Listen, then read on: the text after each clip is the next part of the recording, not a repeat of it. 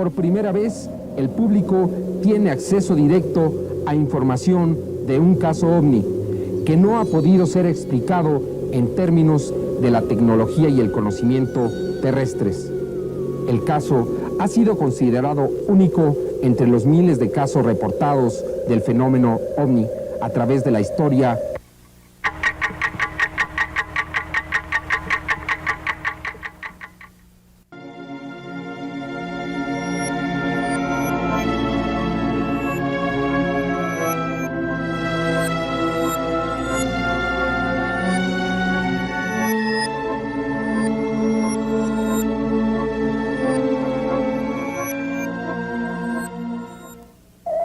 Este caso ovni no es ficción, ni una demostración de efectos fotográficos o cinematográficos, sino un reportaje periodístico y científico documentado con varias películas y muchas fotografías, realmente únicas, por grabaciones, por el testimonio de varios testigos y de científicos que han analizado las evidencias. Entre las pruebas presentadas en este caso, hay partes de metal y de plástico, las cuales están siendo ya estudiadas. Estas fotografías de ovnis son las más claras, más vivas y reales que jamás se hayan tomado en la historia de la humanidad. Este es el caso de un campesino suizo, Edward Billy Meyer, y su sorprendente contacto con seres venidos de otros planetas. Este caso fue cuidadosamente estudiado por el equipo de 60 Minutos y resulta tan sorprendente como fascinante. Cada una de las evidencias que aquí presentaremos fue analizada por científicos de todo el mundo. Solo en los Estados Unidos, 20 especialistas analizaron las películas que mostraremos en este reportaje. No pudieron dar crédito a lo que veían. Cada uno de ellos emitió su juicio sobre este caso. Asimismo, se presentó una parte del material con el que supuestamente se fabrican las naves que hemos visto fotografiadas. Fue analizado por expertos en metalurgia, quienes se sorprendieron ante la extraña composición del metal.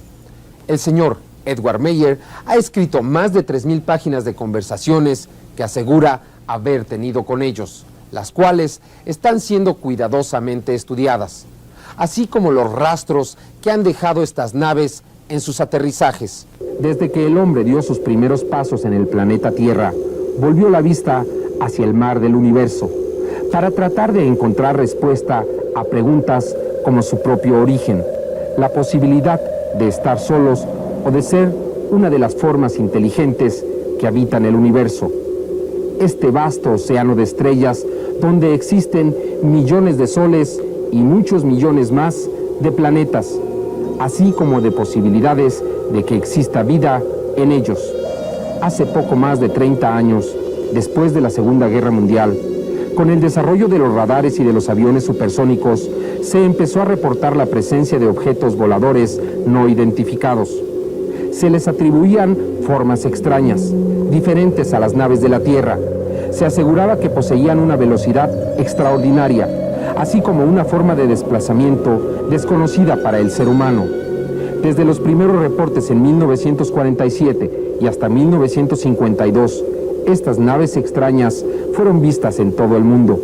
Testigos que aseguraban haber tenido contacto con estas naves. Fueron presentadas algunas fotografías, pero estas no eran lo suficientemente claras o poseían la suficiente información como para emitir un juicio sobre ellas.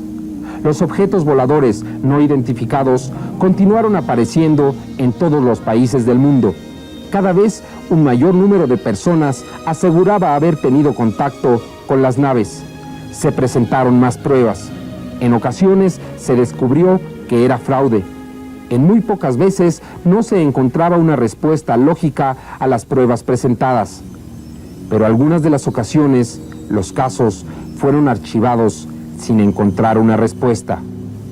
Nunca se aceptó la existencia de la vida extraterrestre en base a las pruebas presentadas. De 1965 a 67 se registró el mayor número de contactos de objetos voladores no identificados. La Fuerza Aérea de los Estados Unidos inició una investigación a la que llamó el Libro Azul. Se investigaron cientos de casos. Se reunieron muchas pruebas, sin embargo, nunca se hicieron públicas los resultados de las investigaciones, ni se dio respuesta a las pruebas presentadas. El proyecto Libro Azul fue cancelado al iniciarse la década de los 70, sin haber dado respuesta a los motivos que lo crearon. Desde entonces se ha culpado a las autoridades militares de los Estados Unidos y de otros países de retener información referente al fenómeno OVNI. Por esta razón, el caso del señor Edward Meyer en Suiza adquiere singular importancia.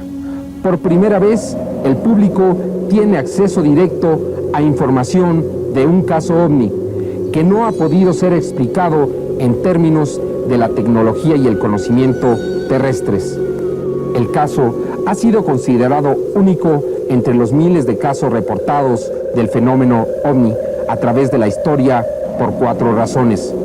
Primero, existen más notas y más información de este contacto y una descripción detallada de los eventos narrada por los testigos que en cualquier otro caso de la historia. Segundo, existen más fotografías y muchas de ellas son las mejores de cualquier caso registrado. Tercero, existe más evidencia física que estudiar y analizar en este caso que en cualquier otro conocido.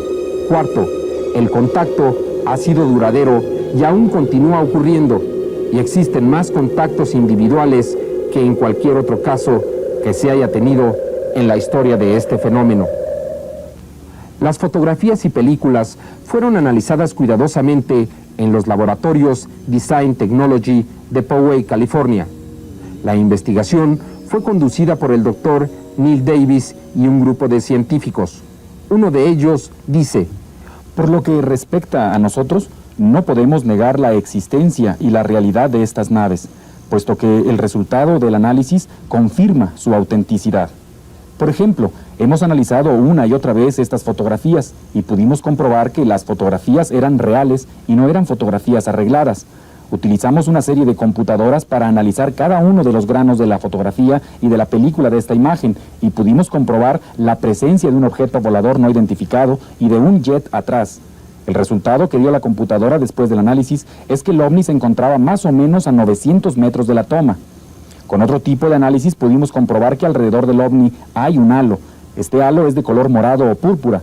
Este detalle nos pudo informar de un balanceo que hizo esta nave de unos 2 metros hacia cada lado.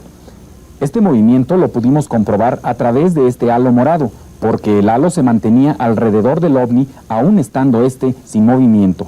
Aquí podemos notar este color rojo que refleja la energía que despedía el avión Mirage a la hora de moverse. Mediante el mismo análisis pudimos notar que el ovni y el avión fueron fotografiados al mismo tiempo.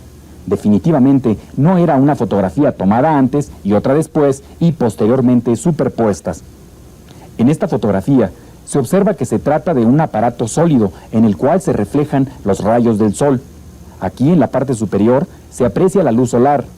También existe otro reflejo en la parte de abajo, que es reflejo de la misma luz que cae sobre la montaña hacia la parte baja del ovni. Y esto es lo que nos dio la pauta para confirmar la autenticidad de esta fotografía y desechar la idea de que esta fuera una fotografía arreglada. También pudimos observar mediante el análisis de computadoras que inclusive había un movimiento de la nave de un lado hacia otro. Hay un halo que demuestra el movimiento. Ahora, nosotros preguntamos, ¿alguien sería capaz de desmentir estas fotografías después de un análisis como este? Las fotografías de Meyer fueron sometidas a diferentes pruebas en el laboratorio. Estas fueron algunas de estas pruebas. 1. Análisis del grano de la película con un microdensitómetro de rayo láser. Resultado: características consistentemente homogéneas. No hay granos que se sobrepongan a otros, eliminándose de esta manera doble exposición, técnicas de impresión fraudulentas o composición de varios negativos. Segunda prueba: termograma. Separación de la densidad del color en frecuencias bajas. Con esta prueba se mide el tiempo del día, el cual es correcto. Los valores de la luz son reflejados en la parte baja de la nave. Separación de la densidad del color en frecuencias altas. También en esta prueba, como en la anterior, los valores de la luz son reflejados correctamente del suelo a la parte baja de la nave. Tercera prueba: identificación de las líneas. En esta prueba se analizó al jet Mirage y al ovni. En ella se elimina todo lo que sea modelo a escala o modelos detenidos por un alambre, pinturas y otros trucos similares. Cuarta prueba, promedio de densidad. Con esta prueba se identifica a los objetos tridimensionales. Tanto el Mirage como el OVNI son tridimensionales. Quinta prueba, contorno de la escala en una copia infrarroja de la fotografía con un filtro de paso de banda, en una vista topográfica basada en la iluminación. En esta fotografía del Mirage se observa el contorno de las orillas del avión y se observa también los restos del combustible que va quemando. En la misma fotografía aparece el OVNI. En ella se puede observar la energía que se desprende. Aparece aquí de color púrpura. Por otra parte, no se observan restos de combustión como en las naves terrestres. Inclusive, el señor Meyer, el día que tomó la fotografía de la nave y el avión, se encontraba grabando, con un micrófono y una grabadora rudimentarios, y pudo captar los sonidos emitidos por el objeto. Se puede escuchar al viento y los ladridos de un perro. Escuchemos cuidadosamente.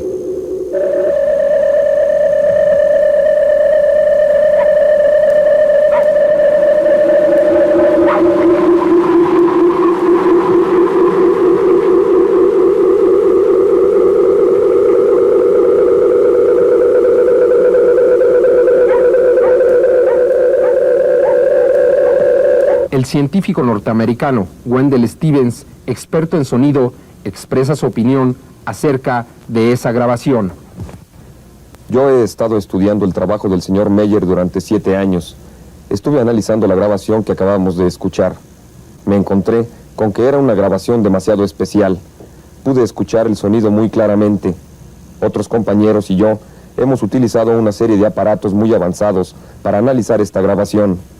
Ahora pues, lo que hemos descubierto es que con los elementos con que contaba aquí el señor Meyer, sería imposible crear artificialmente un sonido como este que se dice es de los ovnis, y definitivamente es un sonido original y extraño. Para analizar las muestras de metal que le fueron proporcionadas al señor Meyer, se consultó a varios expertos en Phoenix, Arizona, en los Estados Unidos. Lo que yo les puedo decir es que este es un material demasiado extraño para nosotros. Este metal es en cierta forma demasiado especial, porque al contacto con la Tierra se echa a perder. En este caso se está tratando de manejar este metal aquí en la Tierra. En algunas ocasiones, cuando este material se usa, se envía fuera de la atmósfera terrestre y después de que regresa a la Tierra parece que una parte se pone grisácea, se corrompe, y la otra parte queda todavía amarillenta. Tratamos de desarrollar este metal, pero el hecho es que aquí en la Tierra se iba perfeccionando, pero al final se hacía como polvo. El metal fue enviado a otro laboratorio en los Estados Unidos. El resultado fue de que no se podía desarrollar este metal en la Tierra, en ningún lugar de la Tierra, que inclusive era de difícil análisis. Para certificar esta información, se consultó a uno de los expertos en metalurgia más reconocidos en el mundo, el doctor Walter Walker, quien dice: estuve analizando este metal y no cabe duda que es un metal muy extraño. Nunca había visto un metal de ese tipo. Me sorprendí enormemente de lo maleable y de lo suave de ese metal. Ahora pienso, ¿cómo es posible que un metal tan maleable y tan suave pueda ser la composición de unas naves llamadas OVNI y que se dice pueden viajar en el espacio? El doctor Vogel, un reconocido especialista en rayos láser, dice: me sorprendió mucho ver que el metal con que se hacían los ovnis podría ser combinado con diferentes metales con una facilidad sorprendente. Aquí en esta fotografía aumentada tenemos diferentes tipos de metal. En esta fotografía aumentada se puede observar los diferentes metales que componen la muestra. Se puede notar la diferencia de cada uno de estos metales y notamos que inclusive hay algo de oro, de plata pura, pero que mantienen su estado por separado. Se mantienen por separado, no en forma de aleación, sino nada más combinados. En un análisis más profundo utilicé el rayo láser y estoy viendo que la construcción del metal se lleva a cabo de una forma como si fuera un arado. También pude encontrar un elemento que se llama sumium, el cual tiene un periodo de vida muy corto y que se halla en una cantidad muy limitada en la Tierra. Aparte de este elemento se notaba que había sido trabajado a un grado muy alto de perfección, sobre todo porque parece que ha sido trabajado en frío, en temperaturas bajo cero. Los resultados de los análisis fueron respaldados por la organización Génesis de Phoenix, Arizona, en los Estados Unidos, la cual se dedica a investigar el fenómeno ovni y a descubrir falsificaciones. Mientras más se investigaba y más pruebas con equipo altamente sofisticado se hacían a las evidencias presentadas por Billy Meier, se obtenían más resultados afirmativos que confirmaban la legitimidad del caso. Las pruebas más claras son, sin embargo, varias películas Super 8 que filmó el señor Meier. En esta película se puede observar claramente a la nave cómo realiza sus movimientos de balanceo. Estas son las mejores imágenes que se han obtenido de naves que parecen ser producto de una tecnología más avanzada a la terrestre. Billy Meier dice de esta filmación: este es un film tomado en 1975. Este ovni estaba a unos 70 metros de mí. Se balanceaba hacia arriba y hacia abajo. Aquí se puede notar perfectamente bien cómo está desarrollada la toma. Este es el momento en que el ovni está efectuando una serie de movimientos un poco inestables como de balanceo. Posteriormente pude captar el momento en que el ovni se elevaba y perdía en el cielo. Estas imágenes, al igual que las fotografías que estamos presentando, han sido analizadas por diversos expertos y la conclusión ha sido siempre la misma. Los objetos voladores presentados son reales. No se trata de algún truco. En casi todas las filmaciones aparece otro objeto en movimiento, lo que hace prácticamente imposible una superposición de imágenes. En junio de 1975, el señor Meier fue a la ciudad de Ober-Sadelek. Tomó varias fotografías de los ovnis, además de una película en Super 8. De ese día recuerda Edward Meier: yo estaba sentado por acá cuando apareció el ovni. Eché a andar mi cámara de cine y pude tomar esto que estamos observando.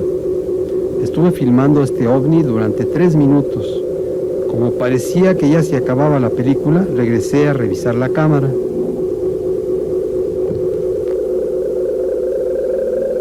Muchos de los lugares donde fueron captadas estas imágenes han sido revisitados por investigadores, donde se han encontrado los mismos elementos que aparecen en las fotografías. El señor Meier muestra aquí 2 fotografías tomadas el 8 de marzo de 1975 a las 5:40 de la tarde. Para que no fallara la toma, puse la cámara recargada sobre este pequeño pedestal y ahí pude tomar la fotografía sin que la cámara se moviera. El 14 de abril de 1976 se pudieron tomar estas fotografías. En ellas vemos a un ovni que estaba cerca de un avión de guerra. Este avión era un jet Mirage.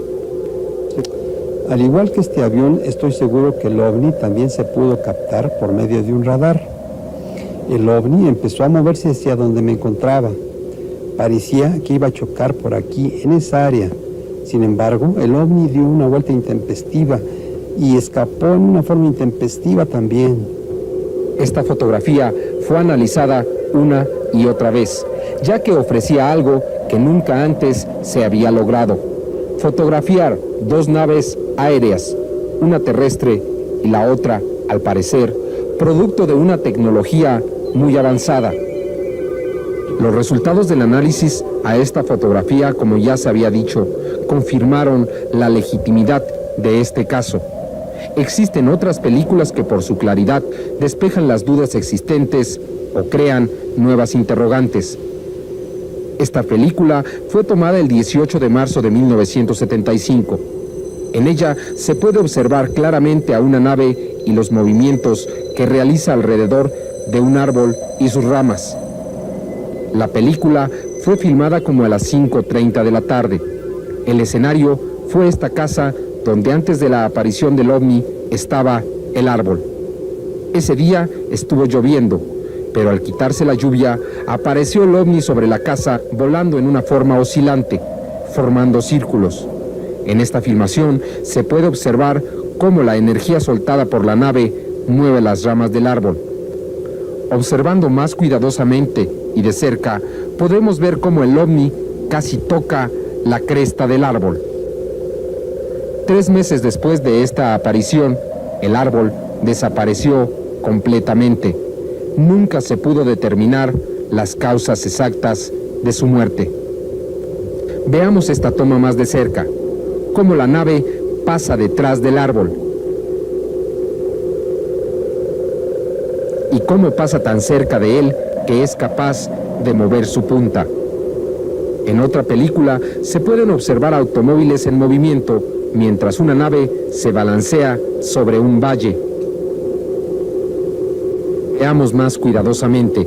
El automóvil que pasa debajo de la nave es más pequeño.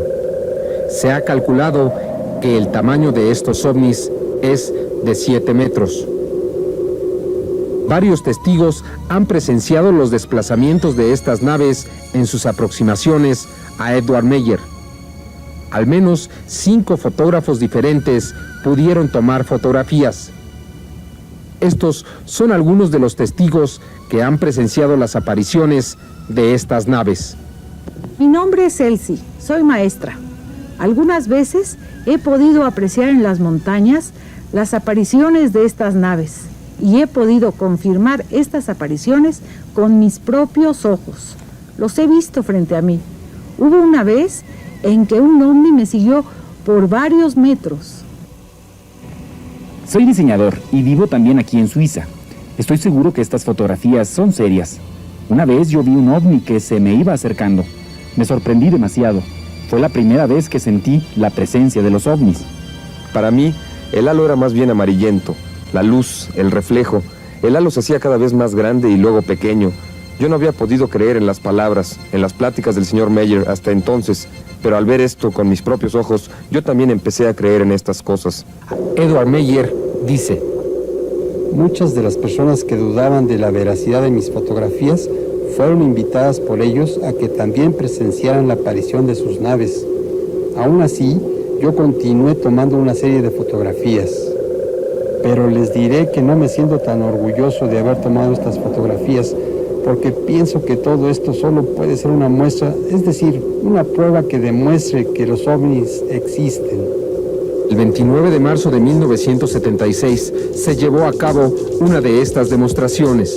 Se presentaron 3 naves, 3 ovnis fotografiados al mismo tiempo. Estas imágenes son únicas. En esa ocasión también se tomaron muchas fotografías de diferentes ángulos.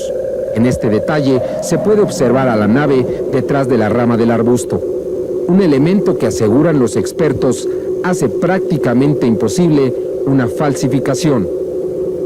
Existen otras 3 películas filmadas en Cine Super 8 por Billy Meyer de los ovnis.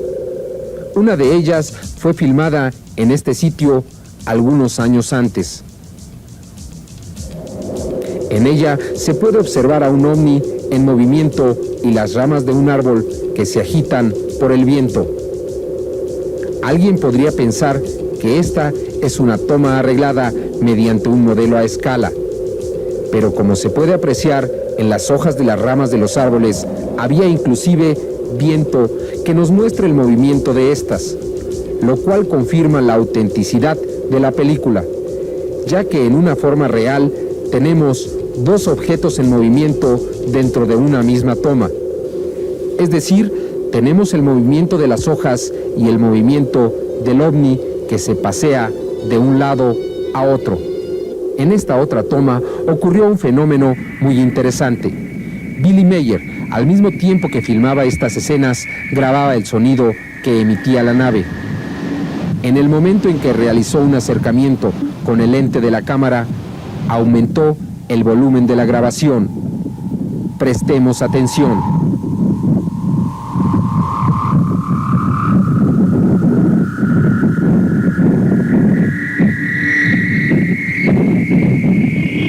Las 2 últimas películas son muy especiales, porque las naves desaparecen en menos de un 24avo de segundo, en plena filmación, es decir, en menos tiempo de lo que corre un cuadro de película, por lo que la desaparición parece instantánea. En esta película que habíamos presentado brevemente, se puede observar cómo el ovni desaparece. Al ser analizada en computadora, se pudo observar un pequeño destello blanco antes de que el ovni desapareciera. Veámoslo nuevamente en cámara lenta. Aún es muy rápido. Veamos cuadro por cuadro. Aquí, entre un cuadro y otro, desaparece.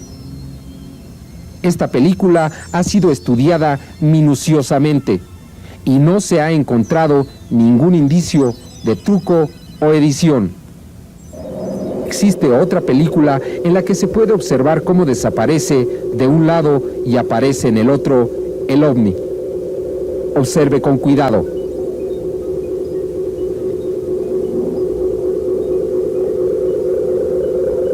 También esta película ha sido analizada sin que se haya encontrado en ella algún tipo de falsificación. Además, en esta película se observa un desvanecimiento de la nave más que una desaparición brusca. Esto se puede notar si se corre la película muy lentamente con aparatos especiales. Estas han sido las pruebas presentadas por Edward Meyer para probar su contacto con otros seres del espacio. Pero, ¿cómo ocurrieron los hechos? ¿Cuál es la historia detrás de estas fotografías, películas y tantas pruebas que demuestran la legitimidad del caso? ¿Cómo pudo Edward Meyer ponerse en contacto con estos seres? Y si habló con ellos, ¿qué fue lo que le dijeron? Hasta este momento del reportaje, todos los hechos han sido demostrados mediante fotografías, películas, grabaciones, testigos y el análisis a todos ellos. Incluso los testigos fueron interrogados con detectores de mentiras. Ni una duda ha surgido.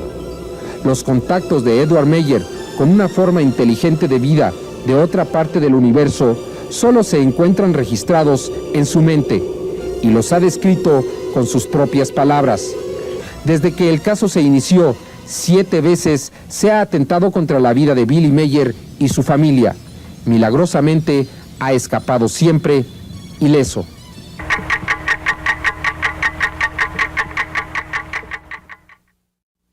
El comienzo.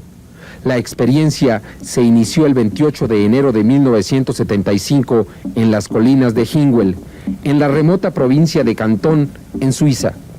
Eran las 2:12 de la tarde de ese jueves. Billy Meyer se encontraba en un apartado camino en las colinas. Repentinamente dio comienzo. Meyer escuchó un extraño sonido, algo que nunca antes había oído. En ese momento vio a una nave metálica en forma de disco que se movía suavemente en forma de círculos sobre su cabeza. La nave bajó suavemente y aterrizó sobre la hierba. Billy Meyer tomó varias fotografías de la nave hasta que ésta se detuvo y posó suavemente. Lleno de excitación y temor, Billy Meyer corrió hasta el aparato. Fue detenido abruptamente por una fuerza que no le permitió acercarse a más de 50 metros de la nave. Era como tratar de avanzar en medio de un huracán. Entonces, de atrás del aparato, apareció el cosmonauta y caminó directamente hacia él. Meyer se frotó los ojos. No creía lo que veía. El cosmonauta era una mujer que hablaba en perfecto alemán, aunque con un acento muy peculiar. La mujer se identificó como Senyace, del planeta Erra, en la constelación de las Pléyades, a 560 años luz de distancia de la Tierra. Detrás de la estrella Taigueta, una de las estrellas gigantes que existen en la constelación de las Pléyades. La cosmonauta dijo a Meyer que durante mucho tiempo han tratado de establecer contacto con los humanos, pero que ha sido casi imposible. Los contactados casi siempre han temido ser considerados locos y han preferido guardar silencio. Senyace dijo que existían muchas organizaciones que investigaban a los ovnis, pero casi ninguna tenía material auténtico. casi todas las fotografías existentes son reflexiones naturales de la luz o falsificaciones. Casi sin creer lo que estaba viviendo, según sus propias palabras, Meyer continuó su diálogo con Semjase. La cosmonauta dijo: nos llaman extraterrestres u hombres de las estrellas y nos aducen cosas supernaturales. A pesar de ello, somos hombres como ustedes, pero nuestro conocimiento y entendimiento excede al suyo considerablemente, especialmente en el campo técnico. Es verdad que el hombre ha dado su primer paso en el espacio, dijo Semjase, pero es aún primitivo, porque necesita un impulsor que lo proyecte al hiperespacio, lo que le permitiría recorrer distancias infinitas. Tiempo y espacio se sobreponen y colapsan uno dentro del otro y se nulifican. Semjase dijo a Meyer que otros sistemas solares dentro de nuestra galaxia tienen muchas formas de vida, no solo humana. Algunos animales y plantas han alcanzado un desarrollo elevado. Algunas de ellas han llegado hasta el espacio e incluso, eventualmente, han visitado la Tierra. Algunas de estas criaturas son peligrosas, capaces de destruir o esclavizar a planetas enteros. Esa es precisamente una de nuestras misiones, dijo la cosmonauta Semjase, dejar saber a los humanos de la Tierra de estos peligros, porque el tiempo se aproxima. Un conflicto con estos seres parece inevitable. De esta cosmonauta, llamada Semjase, parecieran ser parte de una novela de ciencia ficción. Solo las pruebas tan claras presentadas por Meyer les dan significado. Semjase dijo también a Meyer, en ese primer contacto: sobre todo lo que uno posee se encuentra el poder de la vida, y la muerte sobre toda criatura. Eso es la creación. La creación regula todas las leyes, leyes irrefutables y eternas, las cuales pueden ser reconocidas en la madre naturaleza. Semjase anunció a Meyer que los contactos continuarían, que ellos permitirían fotografiar sus naves para dar validez a las palabras de Meyer, porque este mensaje debería de ser conocido por los humanos de la Tierra. Para algunos, este mensaje será una verdadera revelación. Para otros, será un verdadero complot para hacernos creer una fantasía. La verdad es que en los últimos años se han realizado algunos descubrimientos que han dado un giro a muchas de las teorías que se tenían en cuanto a la existencia de vida en otros planetas. En agosto de 1983, durante la reunión de la Sociedad de Químicos de los Estados Unidos en Washington, D.C., el doctor Cyril Ponamperuma reveló que no solo había obtenido éxito en crear artificialmente las 5 bases químicas encontradas en los genes de todas las criaturas vivientes, sino que había encontrado las mismas 5 bases químicas en un meteorito. La implicación era clara: la vida en el universo debe de ser común, más que rara o única de la Tierra.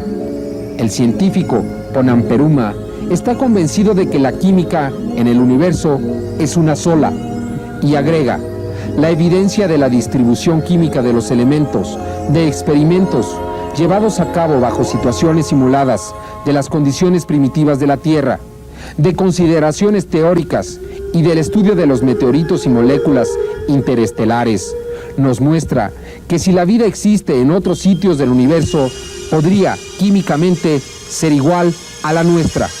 El meteorito de Murchison, un pueblo de Australia, en el cual se encontraron las bases químicas de la vida, cayó a la Tierra el domingo 28 de septiembre de 1969.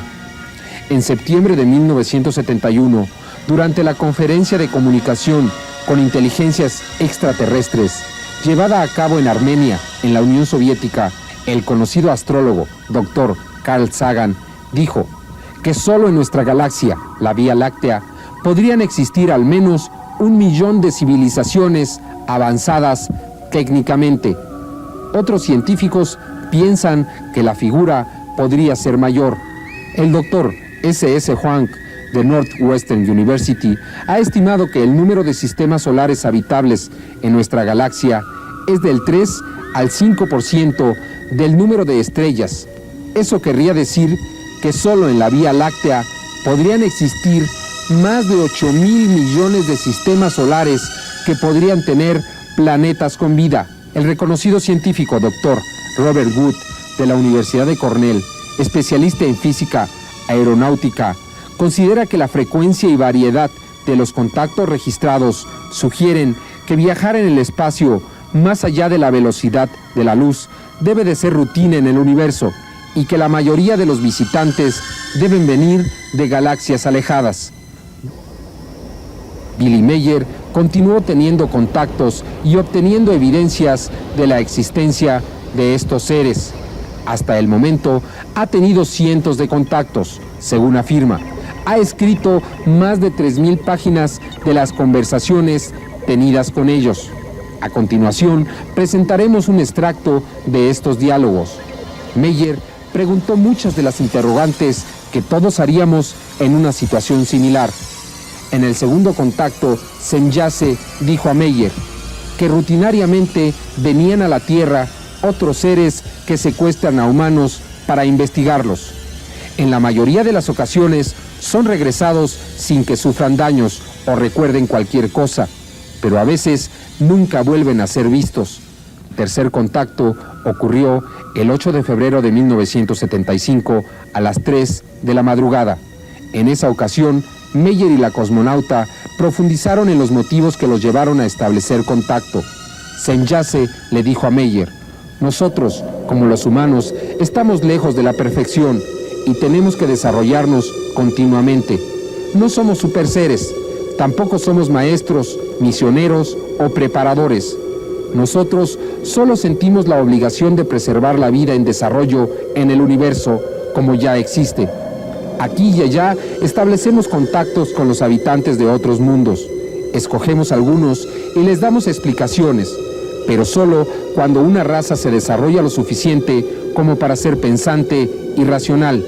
Entonces los preparamos lentamente para el conocimiento de que no son las únicas criaturas pensantes del universo. Meier preguntó a Semjase por qué no aparecían ante las masas y se mostraban públicamente. ¿Por qué no se ponían en contacto con los gobiernos? Semjase contestó: sin excepción, los gobiernos de la Tierra tienen hambre de poder y sed de lucros, a muchos de los cuales les gustaría dominar plenamente la Tierra. Y sin duda les gustaría dominar el espacio. No existe interés en nosotros mostrarnos al público, continuó Semjase. No somos guardianes ni observadores de los terrestres. También en esa ocasión, Semjase reveló a Meier que los humanos en el espacio pueden vivir cerca de 1000 años, lo que parece demostrarse con los experimentos que ha llevado a cabo la Unión Soviética en el espacio. Se ha descubierto que cuando un astronauta vive en el espacio 6 meses, su cuerpo solo envejece el equivalente a 20 días en la Tierra, es decir, 1/10 parte del envejecimiento real. En otro contacto, Semjase reveló a Meier los principios básicos que les permiten viajar a la constelación de las Pléyades a 560 años luz de distancia en solo 7 horas. Semjase explicó a Meier que una nave interplanetaria necesita de 2 impulsores. El primero, que provee una aceleración a la velocidad de la luz, y el segundo, una hiperaceleración, que produce de alguna manera la entrada al hiperespacio. Tiempo y espacio se colapsan. En segundos se recorren años luz. Semjase dijo a Meier que varios científicos de la Tierra se encuentran desarrollando ya los principios básicos que darán a los terrestres la posibilidad de alcanzar el espacio y el hiperespacio en breve. Estos sistemas se encuentran basados en impulsores de emisión de luz y taquiones.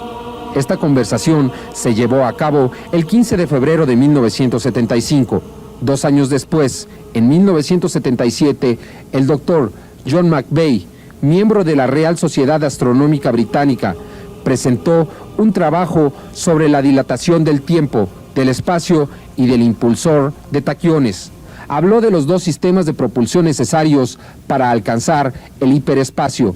Inclusive, previene sobre algunos de los peligros de pasar la barrera de la velocidad de la luz.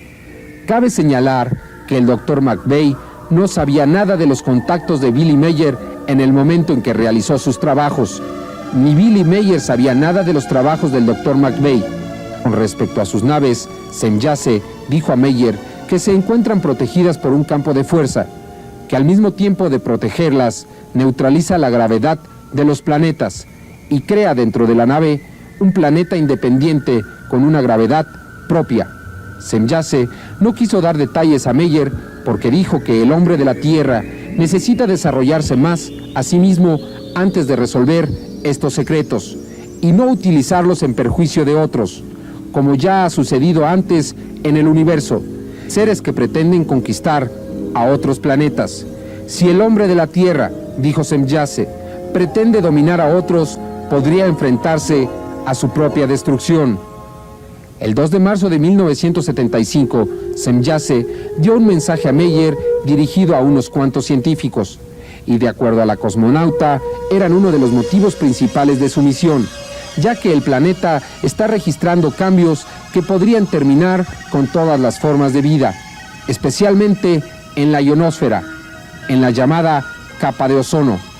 En solo 60 años, dijo la cosmonauta, la capa de ozono ha perdido el 6.38%. El gas de bromo y otras sustancias químicas son las responsables de la pérdida de esta capa. Semjase reveló a Meier que esta situación ha empezado ya a causar mutaciones en seres vivientes del planeta Tierra. La capa de ozono impide la entrada de rayos ultravioleta a la atmósfera. Y de acuerdo a esta información, 20 puntos de la capa de ozono han sido gravemente afectados, especialmente 3 puntos que podrían abrirse y dejar pasar los rayos ultravioleta en solo unas cuantas décadas, lo que significaría el final de la vida en este planeta. El 18 de marzo de 1975, Semjase volvió a referirse al hiperespacio. La masa de un cuerpo, dijo, crece en relación a la velocidad creciente. Esto significa que la masa puede crecer hasta el infinito. Nuestras naves, dijo Semjase, están protegidas contra este proceso. Es precisamente en este instante que utilizamos este proceso para crear una verdadera desmaterialización. Y somos capaces de parar el tiempo y el espacio simultáneamente. Uno anula al otro. Pero si una nave atraviesa la velocidad de la luz sin alcanzar el hiperespacio instantáneamente, podría ocurrir una catástrofe. Así como si se alcanza una velocidad mayor a la de la velocidad de la luz, pero no suficiente para el hiperespacio.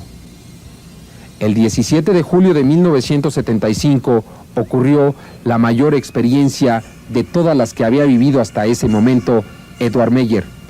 Fue invitado a realizar un vuelo interespacial.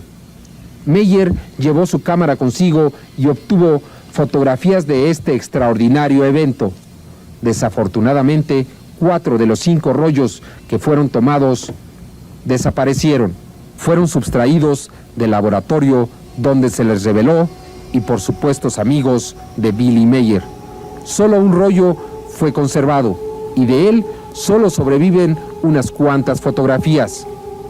Afortunadamente, hay una que está siendo sometida a análisis, en la que se observa claramente a una gran nave orbitando un extraño planeta.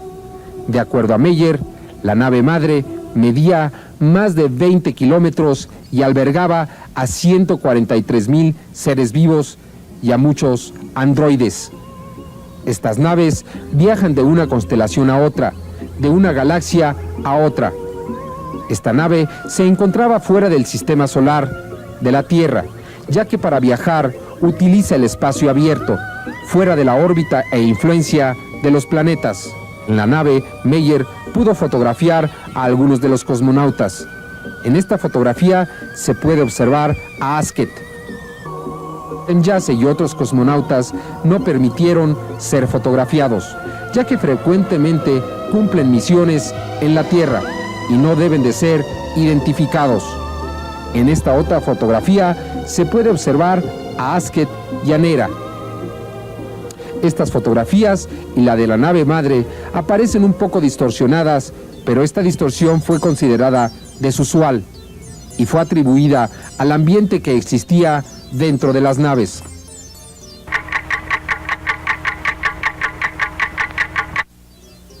Los contactos continuaron. Meyer escribió cerca de 3,000 páginas con notas sobre los diálogos sostenidos con Semjase. El día de hoy, Billy Meyer está cansado de tomar notas y en muy pocas ocasiones lleva su cámara a los contactos. Está cansado de tratar de convencer a una sociedad hostil. En realidad, de poco o nada le ha servido dar a la publicidad sus experiencias. Se rehúsa a aceptar dinero por las fotografías, películas o cualquier otra clase de evidencia. La historia resulta tan extraordinaria que muy pocos la aceptan. Sin embargo, los contactos y las conversaciones entre Edward Meyer y las extrañas naves continúan, según lo declarado por algunos testigos. Entre las últimas conversaciones que ha tenido Meyer con estos seres, de acuerdo a lo que declaran algunas de las personas más allegadas a él, se encuentra la del origen del hombre en la Tierra. Los contactos de Meyer no solo han sido con hombres de las Pléyades, sino también con hombres de la constelación de Vega, de la constelación de Lira y con otros que se autonombran habitantes del universo Dal. De acuerdo a lo informado a Meyer, hace 22 millones de años ocurrió una gran guerra entre los habitantes de Lira. Muchos emigraron a diferentes puntos del universo, a la constelación de las Híades, a las Pléyades, a Vega, a nuestro sistema solar. En la Tierra establecieron una pequeña colonia que volvió a tener un conflicto bélico y emigraron. Así, cada civilización en el espacio se desarrolló independientemente, algunos logrando grados de desarrollo elevadísimo. Los hombres de la constelación de Lira, por ejemplo, se encuentran varios miles de años avanzados sobre los hombres de las Pléyades. Y los de las Híades se encuentran casi 300 años adelantados sobre los de las Pléyades, al igual que los habitantes del universo Dal. De acuerdo a los hombres de las Pléyades, nosotros nos encontramos a 3,000 años de distancia de avance tecnológico. Se dijo también a Meyer que en este sistema solar existió una colonia que fue destruida.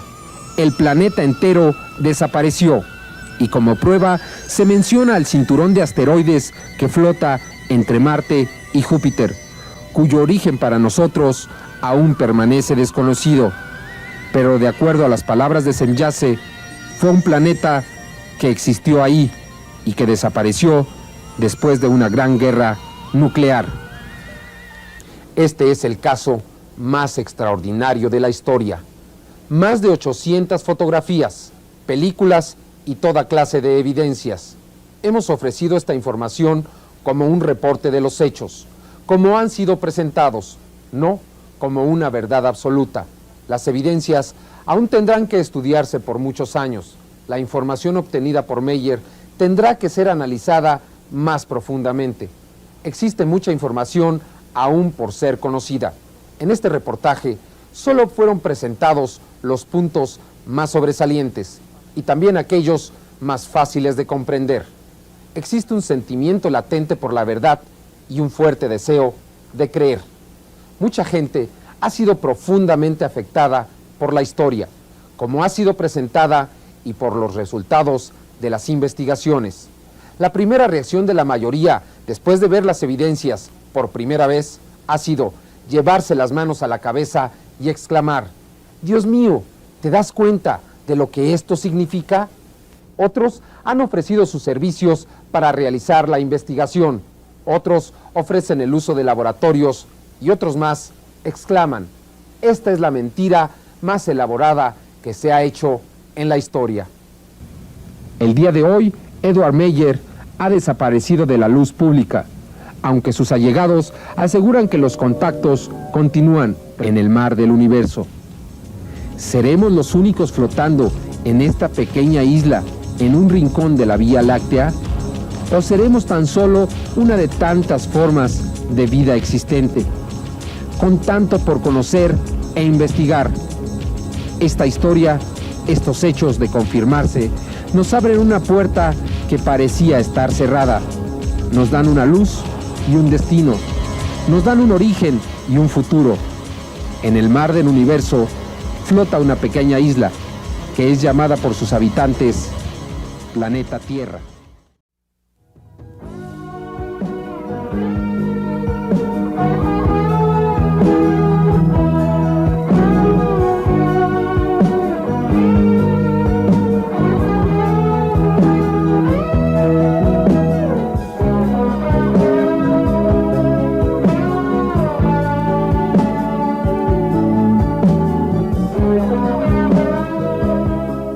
El extraordinario caso de Edward Billy Meyer, un campesino suizo que asegura haber tenido contacto con seres extraterrestres y que lo demuestra con más de 800 fotografías, varias películas en Super 8, grabaciones, pedazos de metal y de plástico, y con muchos testigos, evidencias que han sido analizadas en profundidad. En la primera parte de este reportaje presentamos todas las pruebas que ha obtenido Edward Meyer en sus múltiples contactos, así como extractos de algunas conversaciones que asegura haber tenido con estos seres venidos de las Pléyades. Sin embargo, las investigaciones continúan. Existe mucho aún por ser conocido de este caso. Meyer asegura haber escrito más de 3,000 páginas de las conversaciones tenidas con los seres de las Pléyades y con otros provenientes de la constelación de Lira, de Vega, de las Híades y del universo Dal. Se hizo también un análisis de la información ofrecida a Meyer sobre las posibilidades de viajar en el espacio a millones de veces la velocidad de la luz, de ser parte, como estos seres afirman, del mismo tronco común que ellos y que muchas otras civilizaciones que habitan en esta galaxia, de que la Tierra hubiese sido habitada por ellos hace varios miles de años. Afirmaciones que sorprenden, pero que también asustan. Los contactos de Edward Meyer se iniciaron el 28 de enero de 1975. Durante los 2 primeros años tomó varios miles de fotografías, de las cuales ha presentado 800, las más claras imágenes de ovnis en toda la historia, tan claras que para algunos resultaban difíciles de aceptar. Estas fotografías fueron analizadas en computadora. Incluso fue necesario crear nuevos aparatos. Los resultados rebasaron las expectativas. Se pudo comprobar no solo que las fotografías eran reales, es decir, que no eran producto de algún truco, sobreposición, modelo a escala, etc. Meyer mostró también 5 películas en Super 8, en 2 de las cuales la nave desaparece en pleno vuelo. Estas películas fueron minuciosamente analizadas, incluso por computadoras. Ni una duda, los objetos filmados en vuelo son reales, producto de una tecnología muy avanzada. Hasta el momento se desconoce que en la Tierra se hayan producido algún tipo de naves similares a las fotografiadas por Billy Meyer, así como las grabaciones que presentó, piezas de metal y otros objetos que dieron legitimidad al caso. Hasta el momento, todos los contactos de Edward Meyer los ha tenido individualmente. El 17 de julio de 1978, Elsie Moser y Jacobo Bertschinger presentaron un fenómeno que parece irreal. Ese día, Billy Meyer se encontraba gravemente enfermo de neumonía y pidió a sus amigos que lo llevaran a las montañas. Estos accedieron con dificultad. Preferirían haberlo llevado a un hospital. Se encontraba tan débil Meyer que no podía caminar sin ayuda. Cuando llegaron al lugar, Meyer fue ayudado y mientras caminaba hacia los árboles, se desmayó. Ahí, frente a los testigos, Meyer desapareció en medio de una luz azulosa. Meyer declara que fue atendido médicamente por los cosmonautas Semyase y Quetzal. Con instrumentos extraños le extrajeron la infección. Unos minutos después, Meyer se comunicó con Elsie Moser y Jacobo Bertschinger por radio y les indicó dónde deberían recogerlo. Al llegar al lugar, de acuerdo a las palabras de los testigos, encontraron a Meyer. Su camisa escurría agua. Meyer se veía un poco cansado, aunque con excelente salud. Los testigos hicieron su declaración ante detectores de mentiras. Lo más extraordinario, sin embargo, resultan ser las conversaciones que ha tenido Meyer con estos seres. En el presente, depende de cada quien creer o no en las palabras de Meyer. Antes de cada contacto, Meyer recibe instrucciones telepáticas sobre el lugar y las condiciones en que se realizará el contacto. En sus mensajes, dijeron a Meyer que eran humanos como nosotros, con un estado más elevado de desarrollo, que había otras civilizaciones como la suya en el espacio, y que no solo los humanos habían alcanzado altos grados de inteligencia en el universo, que había incluso seres peligrosos que habitaban en otras regiones del espacio, que ellos habían conocido millones de formas de vida diferentes en muchos planetas de nuestra galaxia.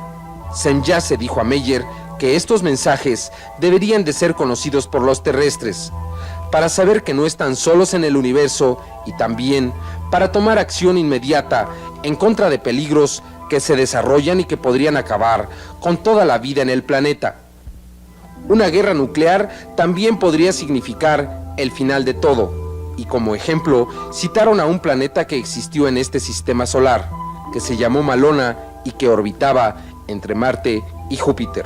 Después de la terrible guerra, solo quedó el hasta hoy misterioso cinturón de aerolitos que gira entre los dos planetas, Marte y Júpiter. Incluso le dijeron a Meyer que ellos y nosotros descendíamos de un tronco común, que en la Tierra hubo colonias de seres que alcanzaron un alto grado de desarrollo. Estas historias, al menos, deben ser analizadas más cuidadosamente para poder demostrar si son ciertas o falsas. Desde que el caso empezó a ser conocido por los expertos en el estudio del fenómeno ovni, así como por un gran número de peritos investigadores en todo el mundo, no ha podido demostrarse que alguna de las evidencias sea falsa. Edward Billy Meyer es un campesino suizo de aproximadamente 45 años de edad. Estudió el equivalente a la primaria. El brazo izquierdo lo perdió en un accidente. Es padre de 3 hijos. Hasta el momento de los contactos, era el cuidador de una pequeña casa en Hingwell, Suiza. Un hombre de pocas palabras que solo responde a preguntas explícitas. Respetado en su localidad por su rectitud. Desde que se inició el contacto, no ha tratado de convencer a nadie de su experiencia. Inclusive, muchas de las fotografías y otros elementos con que contaba fueron sustraídas por supuestos amigos. Otras fueron prestadas y nunca fueron devueltas. Meyer no ha pedido dinero por alguna de las evidencias. Los investigadores que han estado cerca de él consideran que aún guarda mucha información y que solo con paciencia y preguntas adecuadas podría obtenerse todo lo que sabe Billy Meyer. Porque, como se decía, Meyer ha perdido el interés de que se crea en su experiencia. Está convencido de que solo el tiempo y los acontecimientos darán trascendencia a lo que le ha sucedido y a lo que le han comunicado. Como se dijo anteriormente, este es un reporte de los hechos, como fueron presentados. No es una verdad absoluta, solo una investigación más profunda. El desarrollo tecnológico y el tiempo podrán determinar si estos sucesos, si esta experiencia de Edward Meyer significa el principio de una nueva era, o si solo fue el desesperado intento de un campesino suizo por engañarnos a todos, un campesino manco que nunca ha sido acompañado a los contactos. Desde su primer contacto, no se permitió a Meyer llevar hasta el sitio a algunos de sus amigos, ya que los hombres de las Pléyades desconfían de los terrestres. Solo se les permitía llegar a 500 metros del lugar, donde sin embargo podían apreciar las aproximaciones y despegue de las naves. El primer contacto de Meyer ocurrió, como se ha dicho, el 28 de enero de 1975. Ese día, Meyer sintió una gran necesidad de tomar su bicicleta, su cámara fotográfica y dirigirse al campo a un alejado paraje. Ahí hicieron contacto con él. A partir de ese momento, las indicaciones, según Billy Meyer lo ha declarado, las recibe telepáticamente. En ese primer encuentro, Semjase dijo a Meyer que ya antes habían tratado de establecer contacto con algunos humanos de la Tierra, pero que por alguna razón Estas aproximaciones no fueron conocidas o bien se juzgó locos a aquellos que afirmaron haber tenido contacto con ellos. El equipo de 60 Minutos investigó un gran número de casos para tratar de encontrar un caso similar. Entre los muchos casos revisados, encontramos uno que ocurrió en julio de 1950, que sorprende por la similaridad que guarda con el caso de Meyer. En aquel entonces casi no se habían registrado contactos de estas naves con seres humanos de la Tierra. La experiencia para Daniel Fry empezó la noche del 4 de julio de 1950. Fry era un destacado ingeniero aeronáutico que trabajaba para una compañía del gobierno estadounidense, la Aerojet General Corporation. Era experto en química, explosivos y cohetes espaciales, y era también escéptico de las curiosas historias que empezaban a circular y que hablaban de naves en forma de plato que volaban. La noche del 4 de julio, Fry se encontraba en la población de Las Cruces, en el estado de Nuevo México. Esa noche, según declara, era muy calurosa y no podía dormir. Sintió necesidad de caminar por el desierto. Ahí, un hecho extraño llamó su atención. Un punto luminoso se movía entre las estrellas. Repentinamente comenzó a acercarse hacia donde se encontraba Fry. De acuerdo a su propia declaración, que apareció publicada en el libro El incidente de Arenas Blancas, publicado en 1954, Fry pensó en echarse a correr, pero su curiosidad lo detuvo. Se trataba de un objeto ovalado que no emitía sonido y que conforme se acercaba a la Tierra disminuía su velocidad hasta posarse suavemente en silencio sobre el suelo. Fry, experto en aeronaves, estaba fascinado. Una nave sin turbinas, que no emitía gases. La forma suave en que se posó en tierra le demostró a Fry que se trataba de un objeto construido con material muy ligero. Al acercarse al aparato, de acuerdo a lo declarado por Daniel Fry, una voz le indicó que no lo tocara. Incrédulo, Fry aguardó. La misma voz le comunicó que el objetivo de esa misión era comprobar el grado de adaptación del ser humano a otros medios, conceptos y ambientes, así como buscar mentes abiertas y receptivas con las cuales establecer contacto.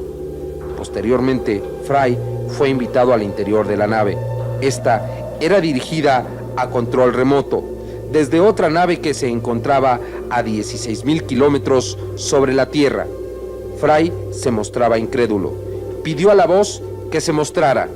Esta respondió que no estaba acostumbrada al ambiente terrestre y que por lo tanto no podía descender aún en la Tierra. Entonces le indicó a Fry que realizarían un vuelo de Nuevo México a Nueva York, de ida y vuelta, en unos cuantos minutos. Fry no entendía realmente lo que sucedía, según relata. La voz, que se identificó como el cosmonauta Alan, le dijo a Fry: sabemos que la gente de la Tierra que ha visto el desplazamiento vertiginoso de nuestras naves piensa que ningún humano podría soportar una aceleración tan tremenda. La verdad es que la fuerza que acelera este vehículo no solo actúa sobre cada átomo de él, sino también actúa sobre la estructura atómica de todo lo que se encuentra en su interior, incluyendo a los pasajeros. En las aeronaves de ustedes, dijo el cosmonauta Alan, el sistema es diferente. Las desplazan por medio de turbinas que producen un impulso sobre una parte de la aeronave. Ese impulso local acelera la nave, pero no al piloto ni a los pasajeros. El piloto solo siente la aceleración por su contacto con el asiento, y la inercia del resto del cuerpo produce la compresión causante. En casos extremos, la pérdida de la conciencia y la destrucción del cuerpo humano si dicha aceleración es excesiva. En ese momento, Fry, incrédulo, observó las luces de Nueva York, según declara. Habían pasado apenas unos cuantos minutos desde que había ascendido a la nave. Unos cuantos segundos después, estaba de regreso en Nuevo México. La nave se posó suavemente en el campo. Fry observó la cabina, tratando de grabar en su mente hasta el más mínimo detalle. En ese momento, le llamó la atención un emblema grabado en el respaldo del asiento.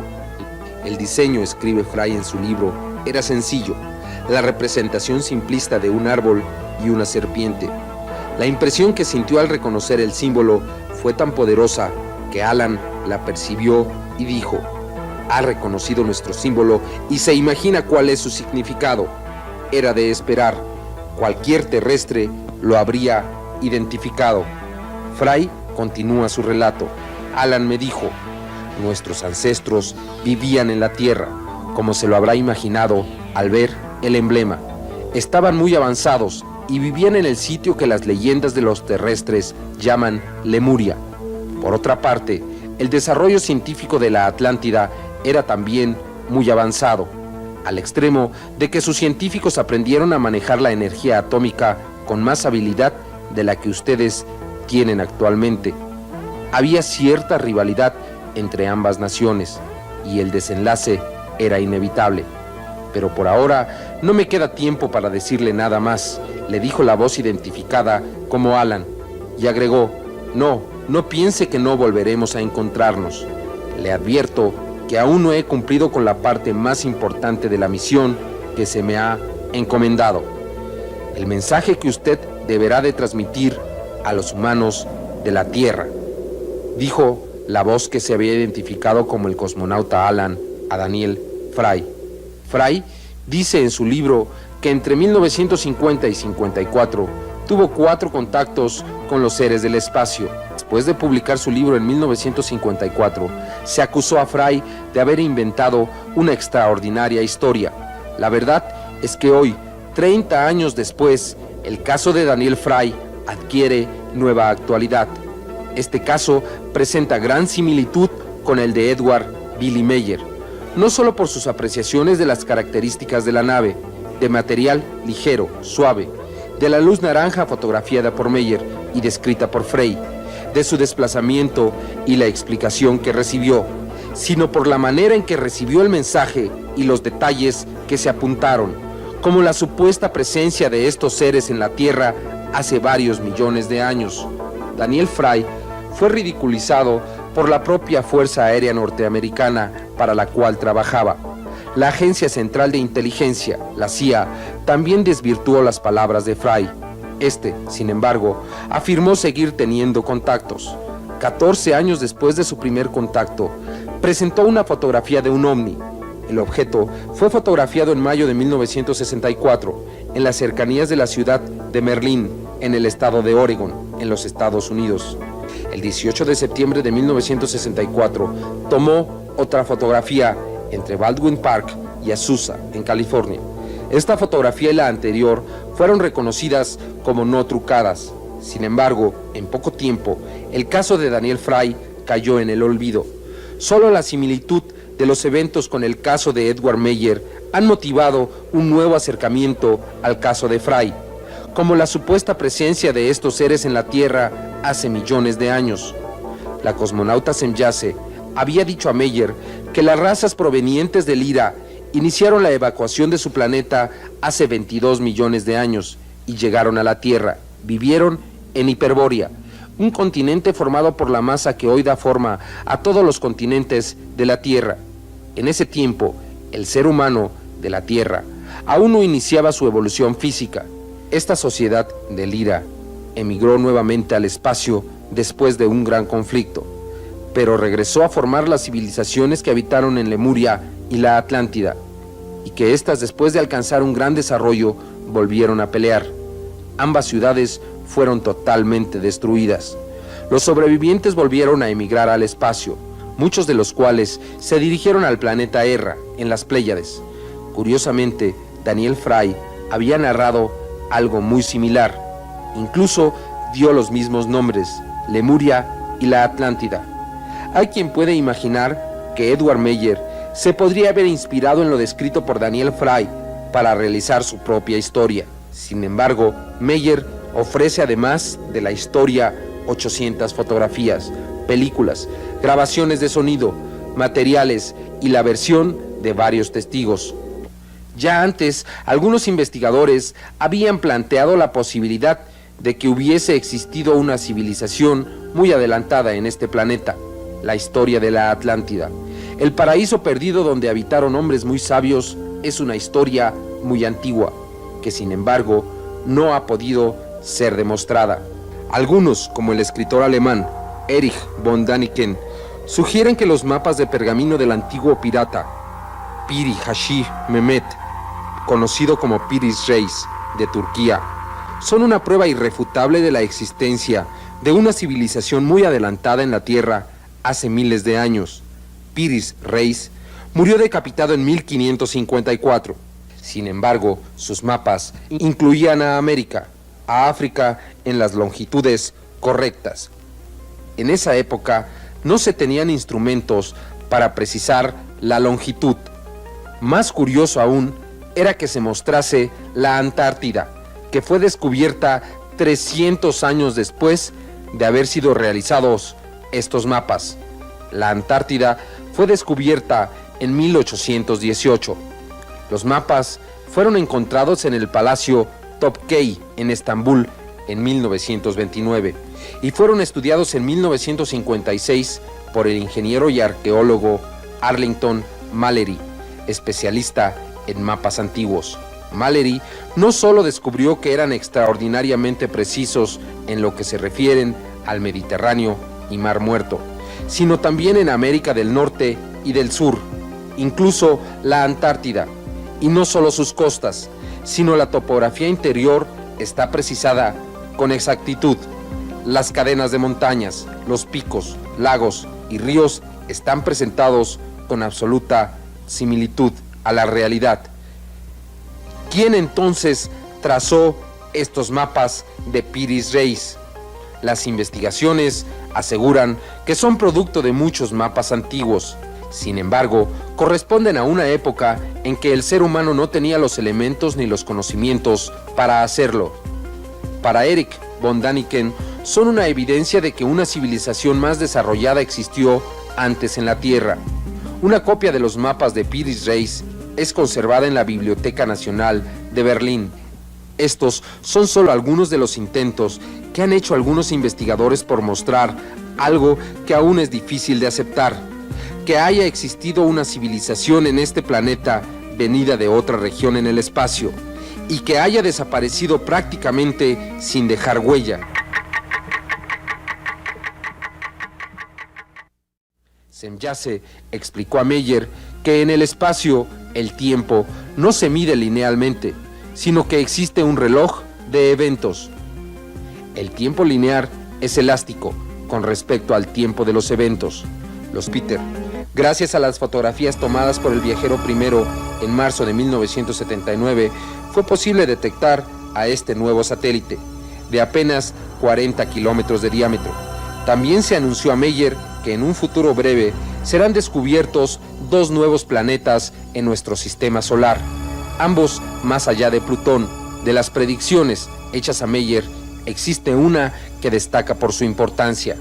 En el cuarto contacto de Meyer, que ocurrió el sábado 15 de febrero de 1975 a la 1:48 de la madrugada, Meyer preguntó a Semjase cómo podría el hombre construir un hiperpropulsor para alcanzar el hiperespacio. Semjase dijo que había muchos científicos de la Tierra que se encontraban trabajando en los propulsores de emisiones de luz y propulsores de taquiones.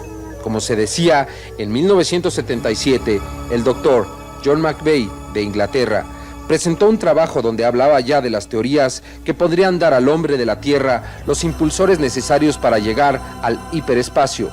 Estos trabajos fueron presentados en 1977 sin que hubiese conexión con el caso de Meyer. Fue la primera ocasión en que un científico demostraba a nivel teórico que era posible el desplazamiento a grandes velocidades en el espacio, a millones de veces la velocidad de la luz. Este descubrimiento parece, sin embargo, estar más cerca de lo que se esperaba. En julio de 1980, el doctor Alan Holt, uno de los más destacados científicos de la NASA, declaró que nos encontrábamos a solo 10 años de un descubrimiento espectacular en sistemas de propulsión espaciales. El doctor Holt es el científico más destacado del Departamento de Sistemas de Propulsión Avanzados de la NASA. Estos sistemas estarían basados en un sistema gravimagnético, el cual utiliza los efectos gravitacionales de una configuración de energía electromagnética coherente y en sistemas de resonancia de campo, basados en un sistema de propulsión de espacio profundo. Este sistema, de acuerdo al doctor Alan Holt, inicia cambios extremos pero localizados en la transformación no lineal coordinada de las propiedades del tiempo y el espacio, es decir, permite saltar al hiperespacio. El Dr. Holt desarrolló un modelo que en los próximos años podría ser construido y usado. El trabajo del Dr. Holt exhibe toda clase de detalles para desarrollar estos sistemas. El Dr. Holt termina su trabajo diciendo: en menos de 10 años podemos lograr un verdadero descubrimiento en los sistemas de propulsión espaciales. El Dr. David Froning, de Sistemas Avanzados en McDonnell Douglas Aeronautics Company, publicó en octubre de 1980 un trabajo titulado Una interpretación metafísica de los taquiones, en el cual establece la posibilidad en el futuro de alcanzar velocidades hasta de 10 millones de veces la velocidad de la luz, y calcula que un viaje de la Tierra a las Pléyades a esa velocidad podría realizarse en 8.8 horas. A Meyer se le había informado que este viaje se realiza en 7 horas. Es decir, que lo que dicen los hombres extraterrestres de que pueden viajar hasta las Pléyades en solo 7 horas podría ser verdad. El Dr. Froning realizó este diagrama para explicar cómo se realizaría este viaje. Como observamos, el Dr. Froning considera que la mayor parte del tiempo del viaje se dedica a acelerar y a desacelerar. Calculó que solo en acelerar le toma a la nave 3 horas y media y en desacelerar otro tiempo similar. Es decir, que la distancia en sí es recorrida instantáneamente. La nave simplemente desaparece en un punto del espacio y reaparece en otro a muchos años luz de distancia. Un año luz equivale a 9.500 millones de kilómetros. Se ha calculado que las Pléyades, las cuales se encuentran relativamente cerca de la Tierra, están a 560 años luz de distancia, es decir, a 5.320 millones de kilómetros de la Tierra. El espacio conocido de nuestra zona del universo ha sido calculado en un radio de 1.500 millones de años luz, es decir, 14.250.000 millones de kilómetros. Un espacio difícil de imaginar y que contiene a 20 galaxias, una de las cuales es nuestra Vía Láctea. Sin embargo, el desarrollo del microscopio electrónico ha revelado que existen millares de nebulosas espirales, cada una de las cuales podría incluir dentro de sí a muchas galaxias, cada galaxia conteniendo a miles de millones de estrellas. Se ha calculado que en la Vía Láctea existen 30.000 millones de estrellas y cuando menos 18.000 millones de sistemas planetarios. Para poder imaginar esta cantidad, debemos de considerar que en una noche estrellada y clara se pueden contar hasta 4.500 estrellas, es decir, que a través de las ventanas de la Tierra apenas podemos observar un pequeño rincón del universo. En esta otra gráfica del Dr. Froning podemos observar cómo explica la anulación del tiempo y el espacio en un viaje de esta naturaleza. Esta es la posición de la Tierra al despegar. Este otro punto son las Pléyades en su posición al despegar la nave de la Tierra. Aquí la nave inicia su aceleración. Al llegar al espacio abierto, colapsa el tiempo y el espacio y reaparece en otro punto del universo. Desacelera y llega a las Pléyades. Entre las Pléyades y la Tierra, el Dr. Froning traza una línea recta que significa el plano del tiempo y espacio de existencia para los que no están viajando. El viaje se realiza en 8.8 horas. La línea que describe la nave explica la sobreposición del tiempo y el espacio para los que están viajando con respecto a los que se mantienen sin movimiento. En el octavo contacto de Meyer con la cosmonauta Semyase, esta le advirtió que saltar al hiperespacio está lleno de peligros. La dilatación del tiempo entre ellos Otro peligro es que la masa de una nave continúa su dilatación hasta destruirse. Semjase dijo que todas las civilizaciones que viajaban en el universo habían tenido que resolver estos problemas. Muchos viajeros se perdieron en el tiempo y el espacio. Algunos llegaron a extraños y alejados planetas y fueron incapaces de regresar. Otros se perdieron en el cosmos y murieron. El día de hoy, dijo Semjase, el hombre de la Tierra todavía piensa de sí mismo como el rey de la creación y se cree la única forma humana en el universo. En ese octavo contacto, que ocurrió el 18 de marzo de 1975, en un lugar cerca de Hingwel, Suiza, Semjase hizo revelaciones a Meyer que suenan fantásticas, pero que ofrecen un marco de referencia más amplio para analizar el caso y en especial los mensajes que Meyer asegura que recibió de los seres que viajaban en las naves que fotografió. En el noveno contacto, que ocurrió el 21 de marzo de 1975, Semjase habló nuevamente del futuro. Dijo a Billy Meyer, de acuerdo a como aparece publicado en sus notas, que por razones de influencia astral que no entenderían los terrestres, nuestro sistema solar se encuentra en los inicios de una nueva era, una era que traerá una mejor vida para todos. Algo, dijo Semjase, que en el momento actual parece imposible. Desquebrajamientos de sistemas sociales, contaminación, guerras. Sin embargo, estos grandes cambios en una era son precedidos no solo por grandes desastres sociales, sino por desastres naturales como temblores, inundaciones, erupciones volcánicas, un cambio de rotación de la Tierra, lo cual, por cierto, ha sido anunciado ya por algunos científicos. Se espera que la Tierra tenga una ligera variación de 1 grado en su órbita, lo que podría producir, entre otras cosas, el descongelamiento de las masas polares. Esta predicción, que aún no es aceptada oficialmente por la ciencia, podría ocurrir en la década de los 90. No obstante, al superar estas crisis, surgirá una nueva era para la humanidad en la Tierra, pronosticó Semjase, en la que regirá la ley del cosmos, bajo la cual todos vivirán con amor hacia los demás. En ese momento, los terrestres recibirán conocimiento y sabiduría de otros planetas.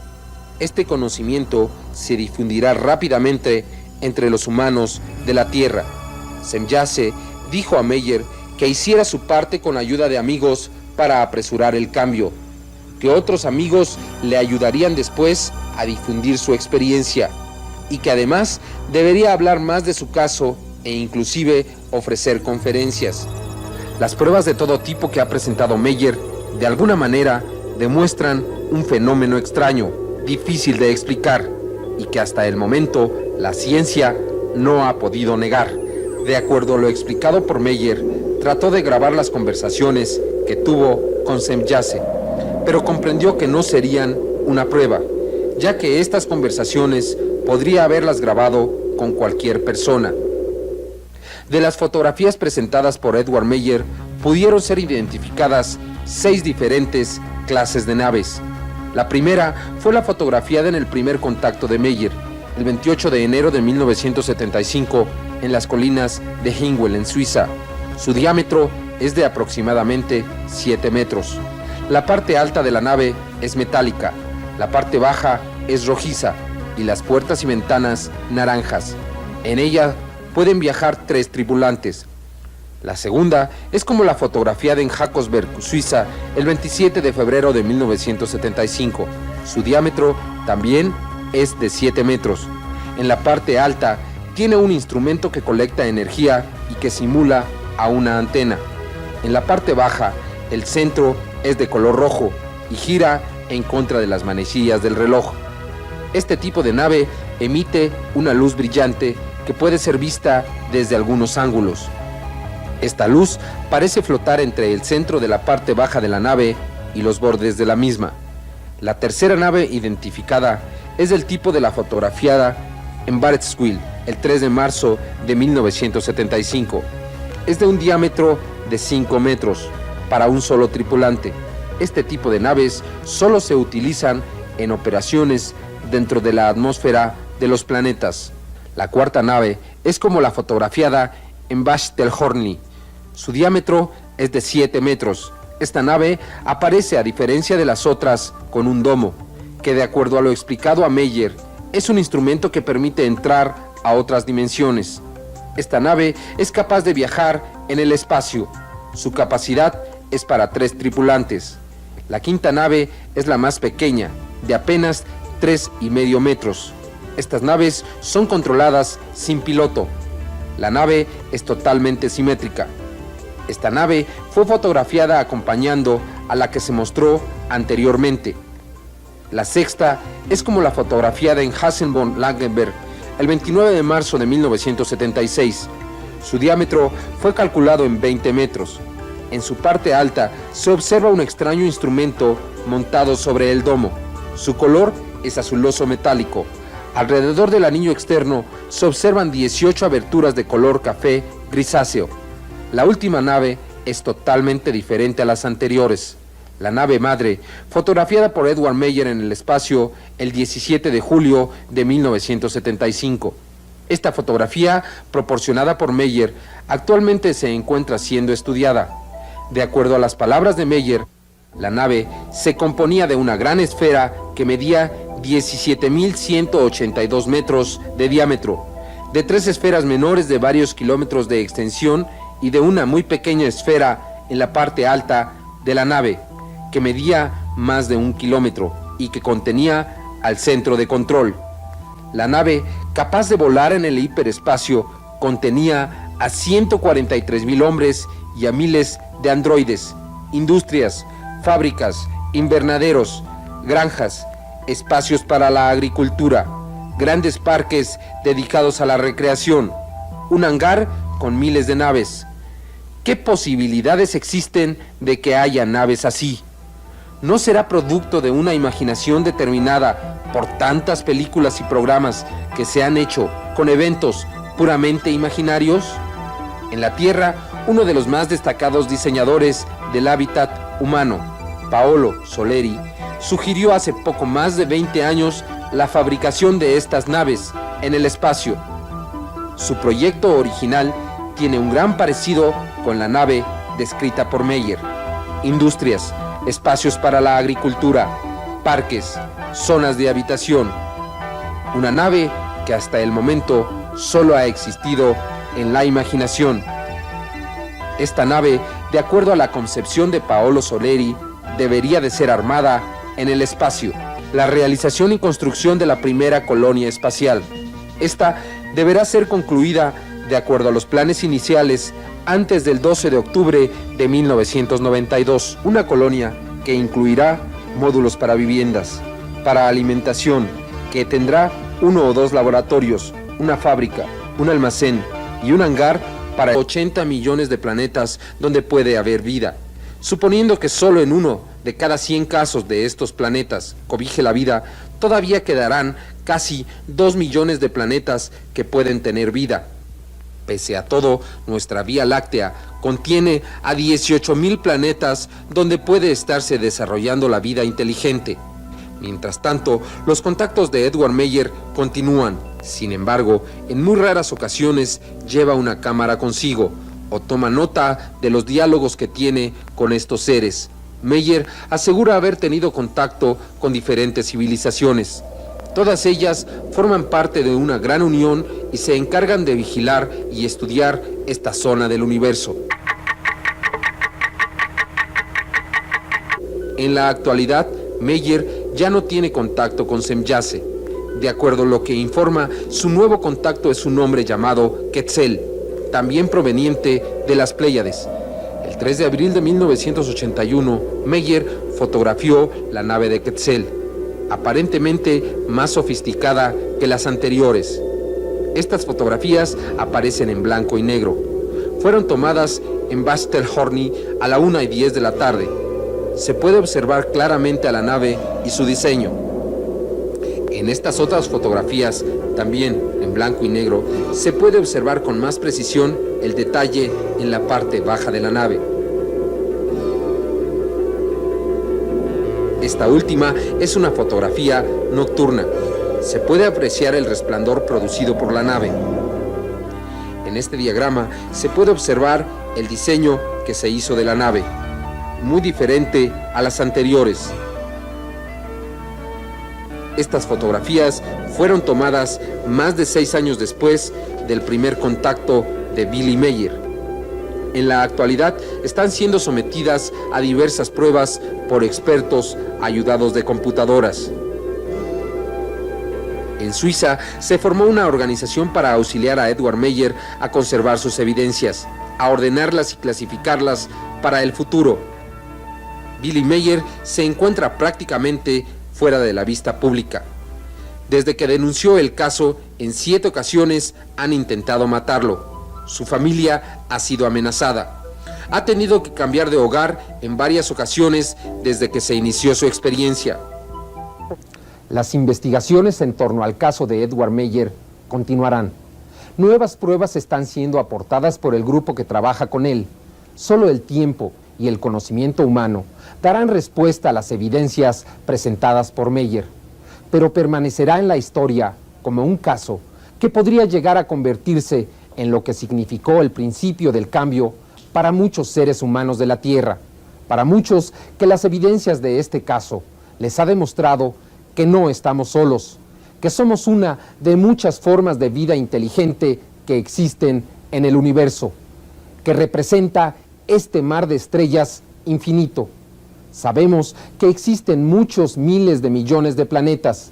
Imaginamos que existen muchos miles de millones más, en donde la Tierra representa solo un pequeño punto, un punto desconocido para muchas civilizaciones que podrían estar habitando el universo en este momento, un punto al que sus habitantes llegaron a considerar el centro del universo.